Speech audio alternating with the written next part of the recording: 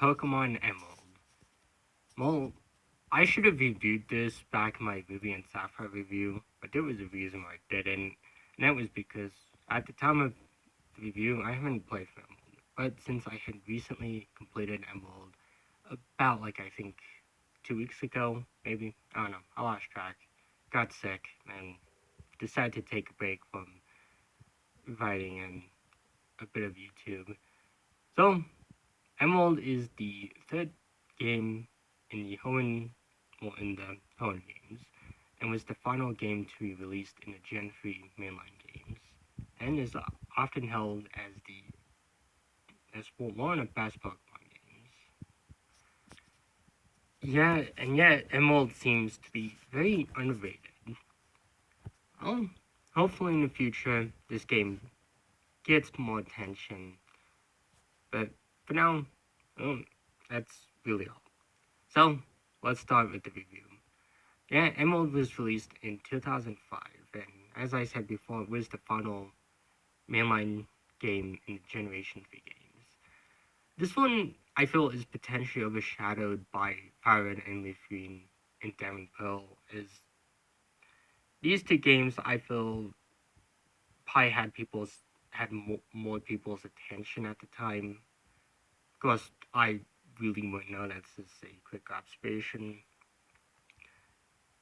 And, well, I hadn't really played the game until recently, so that's just a bit of me just probably not knowing everything about this game. Well, so I guess what are the things I liked about Emerald? Well, most of the things I liked about Emerald, I feel could be said about Ruby and Sapphire. I guess I would start off with the story. Of course, the story doesn't really change as much. It's just the same thing, but Team Magma and Aqua both release their respective Pokemon instead as it happening more as it happening with just one of them, depending on your version.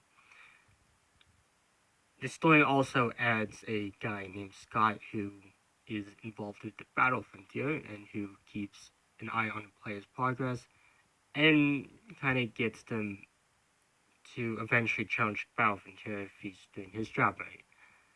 So I guess we'll talk about the Battle Frontier. Now, I'm not the biggest fan of competitive battling. I don't know much about it, but it is obvious that it is very popular, and it is nice that they did include a facility for people to fight random NPCs in. And the Battle Frontier does have some interesting locations. I feel like this was probably one of the most interesting Battle Frontiers. Of course, then again, I haven't really tried many of them, but it is a neat little addition. Emerald also re-includes moving sprites. This was something that Crystal introduced, and it was something I completely forgot about in my Gen 2 review. So, sorry about that, everyone. Although, for those who do want to know, I do have plans to go through everything good and bad about each Pokemon game. So, now I'll probably start in September or October if I'm lucky. But yeah, so Emerald brings back moving sprites, something that would continue to be brought back from here on out, and of course eventually be modified to be full moving sprites with the Gen 5 games, which is something that we'll eventually get to. But Emerald also introduces a few more Pokemon to catch, not in the main Pokedex, but in the post game, as the Spy Zone gets an expansion and there are quite a few Pokemon you can catch on the Battle Frontier. Of course, these Pokemon were Pokemon that were missing from the other Gen 3 games, although the Pokemon in Spy Zone were Pokemon you could get in Alternating Cave in Fire and Leaf Green. It's just the event associated with this apparently never got released, which just kind of made some people just kind of out of luck now. Unless you had a game where you could trade them all, like Coliseum or XD, although I'm not entirely sure if you could catch all of them there. So one of the other things I like about Emerald, well, not really too many other things I have to say, but I would definitely say that the new trainer outfits were pretty cool.